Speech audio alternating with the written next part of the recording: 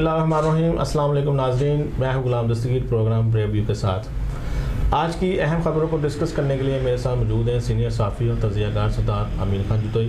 Welcome to the show sir. मुआशी बदहाली जारी, पाकिस्तान में 31% पाकिस्तानी अपनी मुलाजमतों से हाथ धो बैठे हैं। बिस्मिल्लाहिर्रहमानिर्रहीम। देखें दस्तगीर साहब, जब से ये पाकिस्तान तहरीक इंसाफ की हुकूमत आई है ना, तो ये बेसिकली इनका वादा था कि हम इतने पता नहीं लाखों इन्होंने ऐलानात किए थे कि भाई हम इतनी जॉब्स प्रोवाइड करेंगे। लेकिन जब से पाकिस्तान तहरीक इंसाफ की हुकूमत आई है तो हर घर के चूल्हों के साथ साथ रोज़गार भी ख़त्म होने का सिलसिला शुरू। इस वक्त जो एक इंटरनेशनल एक इदारा है जिसने ये सर्वे किया पाकिस्तान के अंदर, और 31% पाकिस्तानी जो हैं इस वक्त तक मुलाजमतों से हाथ धो बैठे हैं। आप अंदाज़ा करेंगे। और उसके साथ साथ उनका सर्वे में ये भी कहता है कि 83% ऐसे पाकिस्तानी भी हैं जो कि इस वक्त अपनी मुलाजमतें छीन जाने के खौफ से दो चार हैं, कि जो इस वक्त मुलाजमत कर रहे हैं उनके जहनों में भी खौफ यही तारी है कि किसी ना किसी तरह या किसी न किसी वजह से हमें जो है ये हमारी नौकरी जो है ख़त्म ना हो जाए।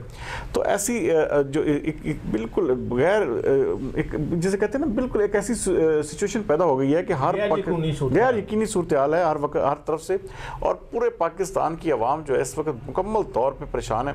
और हुकूमत को सिर्फ अपने अल्लों तल्लों और अपनी ज़ाती जो सियासत है और जो सियासतबाजियाँ इनके अपने वज़रा के अपने इनके जो चीज़ें हैं, इसके अलावा इनके पास कोई और विजन कोई और चीज़ नज़र नहीं आ रही। और मैं समझता हूँ कि अगर 2-3 महीने में हालात इमरान खान ने ना बेहतर किए, अगर हुकूमत ने अपनी रविश ठीक ना की, तो हालात जो है पीटीआई हुकूमत के हाथ से बिल्कुल जो है निकल जाएंगे। सरदार साहब, ये जो 31% लोगों ने अपनी मुलाजमतें खोई हैं, ये प्राइवेट सेक्टर्स ही होंगे? जी, इसमें प्राइवेट सेक्टर्स भी हैं, सरकारी भी हैं। और यहाँ पे देखें ना कि आज एक बंदा गया, वो अपना जो 56 कंपनियों का एक केस था जो चल रहा था, तो उसमें चीफ जस्टिस का भी बल्कि ये कहना था कि उनमें से एक कंपनी भी नहीं बचेगी और उनका एक एम्प्लॉय भी नहीं रहेगा। अब सब लोग, अब असल मसला क्या है, सबसे बड़ा यह है कि आप देखें सबसे पहले लोगों को रोज़गार मुहैया करते हैं। जिस घर में एक बंदे का रोज़गार छीन लिया जाता है तो क्या वो कैसे सर्वाइव करेगा? उसकी फैमिली अपनी को वो अपने कैसे इस तरह सब कुछ वो मुहैया करेगा? और ये सारी चीज़ें जो हैं दस्तगीर साहब इंतहाई अलार्मिंग हैं, और हमारे मुल्क में जो है बेचैनी, बेयकीनी और इस तरह की जो महंगाई के इश्यूज़ हैं वो दिन ब दिन इजाफा होता जा रहा है। तो इसलिए इतने फीसद लोगों को नौकरियों से बर्खास्त करना, कहाँ पे इमरान खान का ऐलान था कि 50 लाख लोगों को रोज़गार फराहम करेंगे और ये करेंगे वो करेंगे, लेकिन सब दावे जो है वो बिल्कुल झूठे साबित हुए। और इस वक्त 1.5 साल होने को आ रहा है, लेकिन इस वक्त कोई सम्मत, कोई इनकी जो राह है किसी किस्म की कोई वाज़ेह नहीं हो रही कि ये क्या करने जा रहे हैं, ये क्या कर रहे हैं पाकिस्तानी कौम को या पाकिस्तानी अवाम को, या जो बेरोज़गार नौजवान हैं, जो बेरोज़गार तबका है, उनके लिए इनके ऐलानात सिर्फ ऐलानात ही थे। इसलिए आगे कुछ भी नज़र नहीं आ रहा। जैसा कि नाज़रीन अभी मुलाजमत के बारे में खबर हम पेश कर रहे थे, बुरी खबर, लेकिन एक नया लंगर खाना जो है जो बेम्स हॉस्पिटल इस्लामाबाद में खोल दिया गया है, तो वहाँ पे ज़फ़र मिर्ज़ा कहते हैं कि वज़ीर आज़म का विज़न ही ये है कि कोई बंदा भूखा ना सोए, हम मज़ीद लंगर खाने खोलें। दस्तगीर साहब, कितनी बेहुदा बात है। देखें, ये पता क्या है, अगर आप 200 बंदों को खाना खिला दे, आपने पूरी पाकिस्तानी कौम को खाना खिला दिया, आपने महंगाई के पहाड़ तोड़ दिए।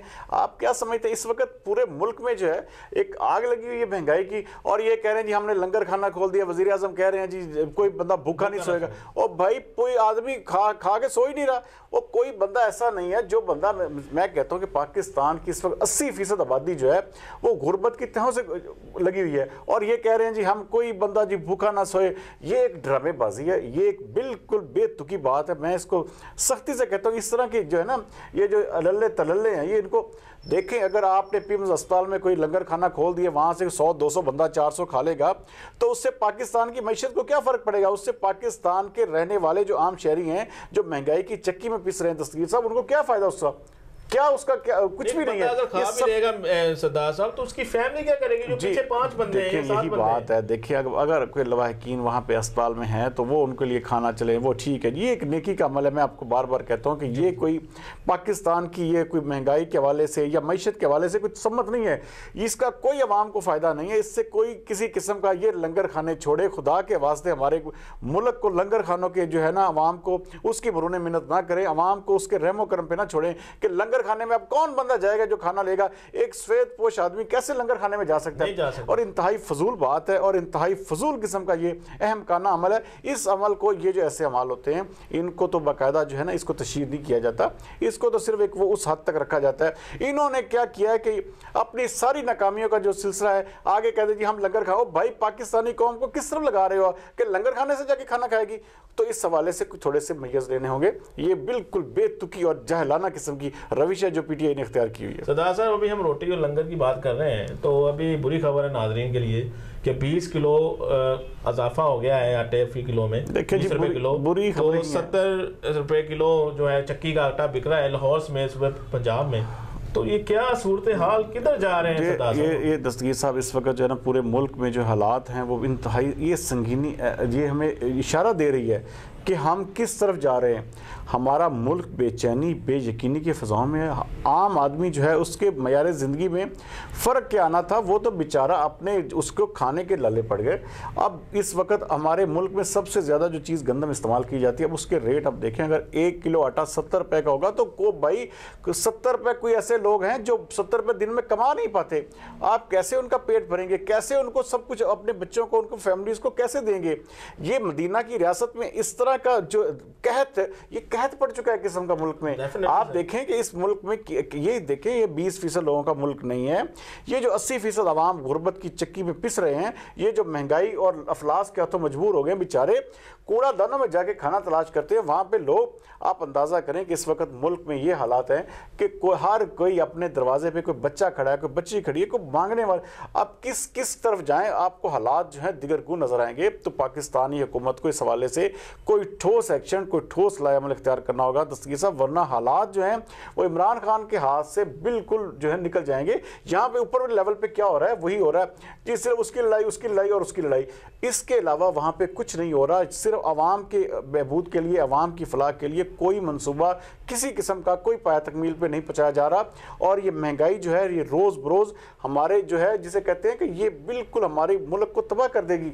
ये इस तरह का ये नज़र नहीं आ रहा भी, लेकिन क्या है, आप देखें कि 70 रुपये किलो आटा लेने वाला इंसान कैसे अपने, ये गरीब फैमिली का बंदा है, वो कैसे सर्वाइव करेगा? सरदार साहब, इसमें मैं 2 पॉइंट शामिल करूंगा आपके साथ। एक तो ये कि एक 500 रुपये कमाने वाला बंदा है, वो तो आटा ही नहीं पूरा कर सकेगा जैसे ये सूरत हाल है। अगर किसी माफिया ने इसको बढ़ाने की कोशिश की, आटा माफिया, तो उस पर क्या गवर्नमेंट कोई रद्द-ए-अमल करेगी? कोई सर्वाइव देखें जी, ये एक वक्ती तौर पे ये क्रैकडाउन करते हैं, वक्ती तौर पे सारी कार्रवाइयों का अमल इनका होता है, बाकी इनका अमली जो है कदम कोई भी नहीं है। सिर्फ और सिर्फ एक फ़ोटो सेशन की हुकूमत है, सिर्फ और सिर्फ सोशल मीडिया पे अपने आप को एक तस्वीर और एक वीडियो डाल के ये लोग समझते हैं कि हमने अपना काम कर दिया है, लेकिन ऐसा नहीं हो रहा। बदकिस्मती से हमारे मुल्क में हालात इसी वजह से कंट्रोल से बाहर होते जा रहे हैं कि यहाँ पे किसी भी किस्म का चेक एंड बैलेंस वो नहीं है। बाकी ये महंगाई जो है, इस हुकूमत को वाहद जो चीज़ लेकर डूबेगी ये महंगाई होगी, और गरीबों की जो बददुआएं और आहें हैं जो इस हुकूमत को पड़ रही हैं, तो मेरे ख्याल में हुकूमत को होश के नाखन ले लेने चाहिए। उनके पास अभी भी वक्त है कि वो इस चीज़ की इस्लाह करें, और जो कम अज़ कम खाने पीने की अशिया है उनको वाफर मिकदार में प्रोवाइड करें, और बिल्कुल अर्जा रेट पर हुकूमत इस पर सब्सिडी दे, बाकी सब चीज़ों पर सब्सिडी छोड़ दे, क्योंकि जब तक इंसान का पेट नहीं भरेगा तब तक आप हालात को कंट्रोल में नहीं रख सकते। फवाद चौधरी ने भी तफज़ात ज़ाहिर कर दिए हैं वज़ीर आला पंजाब की कारकर्दगी पर। देखें दस्तगीर साहब, पंजाब हुकूमत की कारकर्दगी 0/0 है, इसमें कोई शक नहीं है। ये देखें अब जाके उन्हें एहसास हो रहा है। अब ये बात उनके ज़रिए कहलवाई गई है, या उसने फवाद चौधरी साहब ने ये इसको जो है अपना एक ख़त के ज़रिए इसको वज़ीर आज़म को कहा है। बेसिकली क्या है कि ज़िलों की सतह पर फंड्स मुंतकिल नहीं हो रहे। ज़िले सतह पर जो MNAs MPAs हैं उनको यही होता है कि हमारे इलाके में तरक्याती काम नहीं हो रहे, और भाई सब कुछ वो एक उनका मतमा नज़र ही तरक्याती फंड्स हैं, तरक्याती काम हैं। और भाई तरक्याती काम बाद में होंगे। सबसे पहले जैसे इमरान खान कहते थे कि इस मुल्क में गरीब आदमी जो है गुर्बत की चक्की में नहीं पिसना चाहिए, हम उसकी मेरे ज़िंदगी को बुलंद करेंगे। चीन ने इतने लोगों को गुर्बत से निकाला, चीन ने ये किया, और भाई चीन ने ये किया कि बातें की, चीन ने काम किए। आपकी तरह सिर्फ और सिर्फ जो है ना वो जिसे कहते हैं कि एक स्टोरियाँ नहीं चलाई, या एक खाली जो है ना बिल्कुल बुलंदो बांग दावे नहीं किए, उन्होंने अमल करके दिखाया। अब पंजाब हुकूमत जो है वो इस हवाले से बिल्कुल कतई तौर पर नाकाम हो चुकी है। और पंजाब हुकूमत के जितने भी आप लोग देख दें, सिर्फ और सिर्फ सिवाय फ़ोटो सेशन के और सिवाय अपनी कार्रवाई को दिखाने के और कुछ भी नहीं है। ये फवाद चौधरी ने बिल्कुल ठीक इशारा किया है, और मैं समझता हूँ कि दुरुस्त देर आया दुरुस्त आया। अब भी उस्मान बुज़दार को तब्दील करके देख लें, शायद पंजाब का हुलिया बदल जाए या पंजाब में कोई थोड़ा बहुत जो है काम हो सके या आवाम का जो बेहतर ज़िंदगी कुछ बेहतरी में आ सके। लेकिन जब तक ये वसीम अकरम साहब हैं, हालात जूं के तूं ही रहेंगे। सरदार साहब, इसमें ये भी है ना कि वज़ीर आज़म साहब जब गवर्नमेंट में नहीं थे तो वो कहते थे हम एक बल्दियाती निज़ाम अच्छा लाएंगे बेहतरीन, ताकि आम आदमी तक वहाँ पर रसाई। देखेंगे अब किसने यहाँ पे तो फिनिश कर दिया है। जी वही बात है ना कि अब रोका किसने है, आपको कौन रोक रहा है? कोई ऐसा बंदा आप मेंशन करें। आप देखें, आप कहते थे कि अगर मुझे हुकूमत नहीं करने दी गई तो मैं हुकूमत से बाहर आ जाऊंगा, मैं हुकूमत छोड़ दूंगा। तो अब छोड़ दें इस बात को। आपके पास इख्तियारात हैं, आपके पास सारा एक हुकूमती ढांचा मौजूद है, लेकिन आपने उस पर एक रत्ती बराबर भी अमल नहीं किया। आपने बजाय बल्दियाती इदारों को बनाने की, आपने उनको बिल्कुल हर बल्दियाती इदारा आपने ख़त्म कर दिया। आप कहाँ पे किस तरह से आवाम को मेयार ज़िंदगी बुलंद करेंगे, किस तरह से इस महंगाई और गुर्बत की चक्की से कैसे निकालेंगे? सबसे बड़ा सवाल इमरान खान साहब के लिए ये है कि अपनी हुकूमत, अपना तर्ज हुकूमत और ये पंजाब हुकूमत में वसीम अकरम को तब्दील करें, वरना उनके लिए तबाही तबाही है। बांग्लादेश के खिलाफ T20 सीरीज जो है होने जा रही है, कज़ाफ़ी स्टेडियम में भरपूर प्रेस शासन शुरू हो गया है, तो इस बारे में आप? जी बिल्कुल, बांग्लादेश असल में दस्तगीर साहब ये सीरीज़ जो है ना एक गिव एंड टेक है। मैं आपको बल्कि बता देता हूँ इस हवाले से कि गिव एंड टेक इस तरह है कि ये जो एशिया कप है ना, एशिया कप की मेज़बानी की डील के बदले में पाकिस्तान को ये सीरीज़ मिली है। अब एशिया कप जो है वो एक 99%, क्योंकि पाकिस्तान उसका जो है वो मेज़बान इस दफ़ा होना था, तो वो एक डील के तहत वो जो ICC के, जब जिस तरह मैंने आपको बताया था ना कि ICC के जो चीफ हैं शशांक मनोहर, उन्होंने उनकी ज़ाती जो है ना मदाखलत पर यह सीरीज़ मुमकिन हुई है। लेकिन उसके पीछे कारफरमा अवामिल क्या थे कि जो एशिया कप है कि भारतीय टीम पाकिस्तान का दौरा नहीं करेगी और एशिया कप जो है वो बांग्लादेश में शिफ्ट कर दिया जाएगा। बांग्लादेश की टीम जो है वो दौरे यहाँ पे इसलिए कर रही है। तो अब उम्मीद करते हैं कि ये 2020 जो सीरीज़ मैचों की सीरीज़ है, इसमें बड़े कांटेदार मुकाबले होंगे और बाबर आजम जो हैं वो उनको अपनी सलाहियतें दिखाने का मौका भी मिलेगा। लेकिन ये बहुत बड़ा इम्तिहान है बाबर आजम के लिए भी कि वो बतौर कप्तान किस तरह अपने आप को परफॉर्म करते हैं और बतौर कप्तान अपने खिलाड़ियों से किस तरह की जो कारकर्दगी लेते हैं। ये सब कुछ अब उन पर डिपेंड करता है। आगे आने वाले दिनों में आप देखेंगे 2-3 दिन में ये सारी सूरत वाज़ेह हो जाएगी। जैसे पहला मैच खत्म होगा मैं आपको इस हवाले ज़रूर बताऊँगा कि इनकी बॉडी लैंग्वेज और इनका जो एक पूरे का पूरा खिलाड़ियों का स्ट्रक्चर है वो क्या जाहिर कर रहा है। बहरहाल ये है कि 2020 वर्ल्ड कप बहुत करीब है और ये तैयारियों के सिलसिले में एक अच्छी सीरीज़ साबित हो सकती है, लेकिन अगर इसको क्रिकेट बोर्ड सीरियस लेता है या खिलाड़ी इसको सीरियस बेस पे लेते हैं, वरना बहुत मुश्किल होगा। सरदार साहब, हम दुआ करते हैं कि श्रीलंका की तरह यहाँ पे भी बैड परफॉर्मेंस ना देखने को मिले, बांग्लादेश के खिलाफ वो एक भयानक ख्वाब ही बन जाए। तो अगर आप सोचते हैं कि ऐसा कुछ मुमकिन है कि बेहतरी आएगी परफॉर्मेंस में?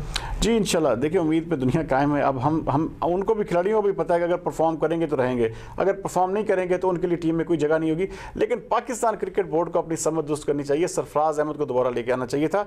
यहाँ पे सरफराज अहमद से कप्तानी करवाई जाती, लेकिन बहरहाल उनकी मंतक, उनकी जो सारी की सारी स्ट्रेटजीज़ हैं वो शायद इस तरफ वो कामयाबी की तरफ नहीं जाना चाहते। लेकिन अब देखते हैं कि बाबर आजम जो है टीम में क्या तब्दीली लाते हैं और ये सीरीज़ किस नताइज पे जो है इसका इख्तिताम होता है। जी नाज़रीन, ये थी आज की अहम खबरें जो हमने डिस्कस की। अपने इर्द गिर्द का ख़ास ख्याल किएगा। कल तक के लिए इजाज़त दीजिए। अल्लाह हाफिज़। पाकिस्तान जिंदाबाद।